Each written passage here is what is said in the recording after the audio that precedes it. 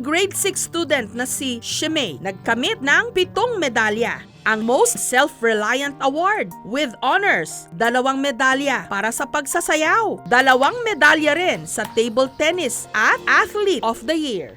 At ang 7 mga medalyang ito, isinabit lahat ni Shimei sa kanyang ina na si Edlyn. Palaging sinasabi ko po sa kanya, tignan mo si tatay mo, ako, parehas kaming hindi nagtapos. Iba din yung nakapagtapos ka, hindi ka mahihirapang humanap ng trabaho. Para din sa'yo yan.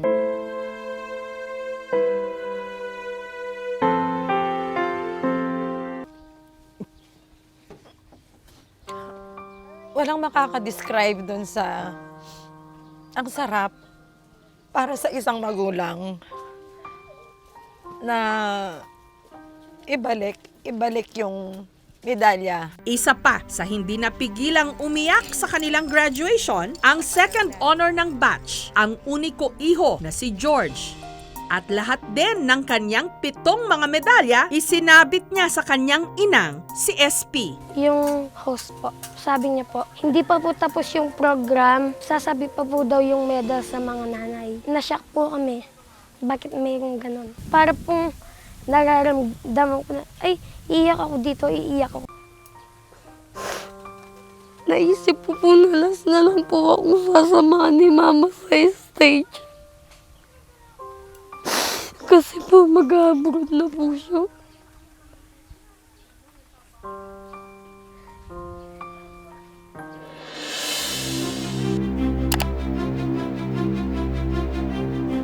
Sa bawat pagtatapos, karaniwang mga estudyante ang sinasabitan ng mga medalya. Pero sa Magunting Elementary School sa Concepcion, Tarlac, pati mga nanay, sinabitan din ng medalya ng mga anak nilang graduate with honors. Kaya bumaha ang luha.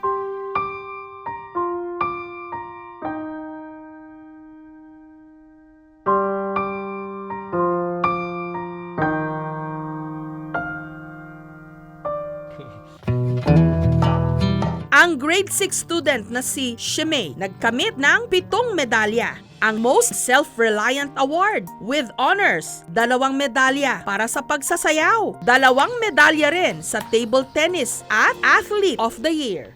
At ang 7 mga medalyang ito, isinabit lahat ni Shimei sa kanyang ina na si Edlyn. Palaging sinasabi ko po sa kanya, tignan mo si tatay mo, ako, parehas kaming hindi nagtapos. Iba din yung nakapagtapos ka, hindi ka mahihirapang humanap ng trabaho.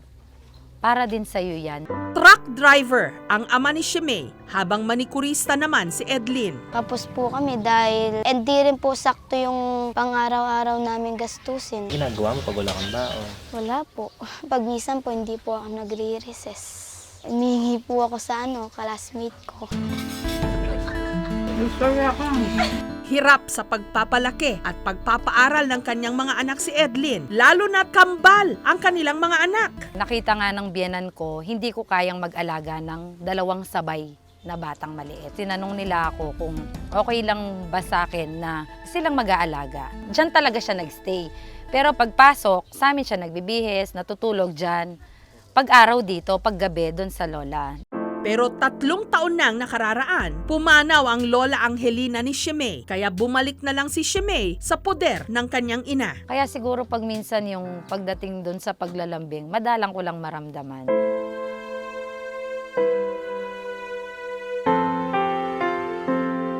Ano iniisip mo na? Ba't ka biglang naiyak? Kasi po, pinaalala po sa akin nung mama ko yung lola ko eh. Dahil nga po alaga po kasi siya ng lola niya. Proud si lola mo, kako.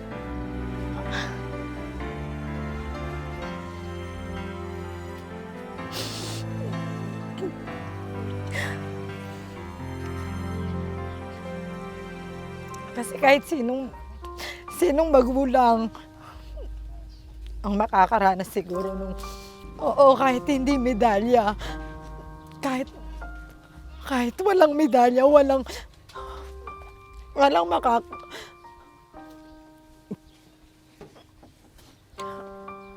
makaka-describe doon sa ang sarap para sa isang magulang na ibalik yung medalya.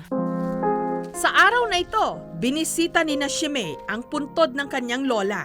Lola, nag-graduate na po ako. Salamat. Promise ko po sa kanya na makakatapos ako ng pag-aaral. Ano ba yung pinaka-importante para maramdaman ng bata at ng magulang kung ano ang ibig sabihin ng graduation day? So nagkamap po kami dito sa konseptong ito, puntahan ng bata yung kanilang mga magulang, ibigay sa kanila yung mga medalya. Kami rin na mga teachers, hindi namin mapigilan yung emotions namin. Unexpected talaga na ganun siya magiging ka-touching. Isa pa sa hindi napigilang umiyak sa kanilang graduation, ang second honor ng batch, ang uniko iho na si George. At lahat din ng kanyang 7 mga medalya, isinabit niya sa kanyang inang, si SP. Yung host po, sabi niya po, hindi pa po tapos yung program, sasabi pa po daw yung medal sa mga nanay. Nashock po kami. Bakit mayroong ganun? Para pong nararamdaman ko na, ay, iiyak ako dito, iiyak ako. Paakyat pa lang kami, sinasabi na niyang, Mama, gusto kong umiyak, parang maiiyak ako. Sabi, wag kang iiyak, wag kang iiyak. Iiyak din ako pag umiyak ka. Siguro pagdating sa taas, sir, i-apply na sa akin yung medal, hindi ko na mapigilan, sir. Yun na yun. Sa lahat daw ng mga recognition day ng kanyang anak, nandoon si SP. Pero espesyal ang pagtatapos na ito dahil si SP nakatakda ng umalis para magtrabaho sa Saudi. Pag uwi din po, iyak pa rin po eh. Naisip po na last na lang po akong sasamahan ni Mama sa stage. Kasi po mag-abroad na po siya.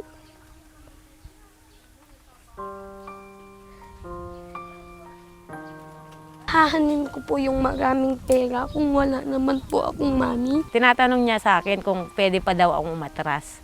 Sabi ko, Be, hindi na pwede kasi andyan na yan. Diba, nung pa naman napag-usapan na natin yan. Be, hindi yung pera yung usapan dito. Yung kaya natin bilhin kapag nandun na si Mama. Yung lahat ng gusto mo. Kung nabibigay sa'yo ni Mama ngayon yung gusto mo, mas lalo niyang maibibigay kapag nandun na. Sabi nga nila, yung naranasan ng magulang ayaw paranas sa mga anak.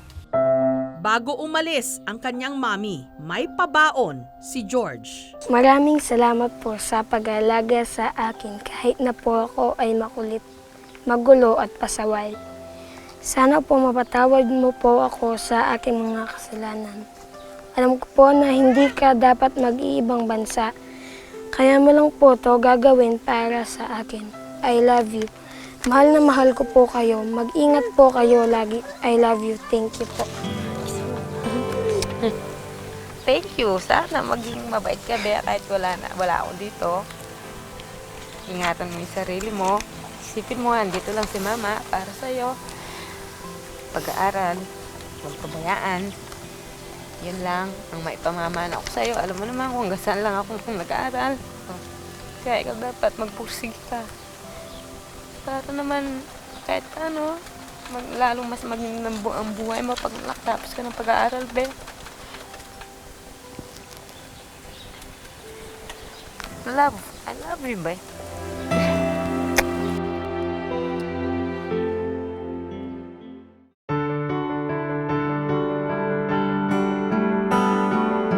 Sa likod ng bawat estudyanteng nagtatapos, with honors man o wala, may mga magulang na karapat dapat ding parangalan.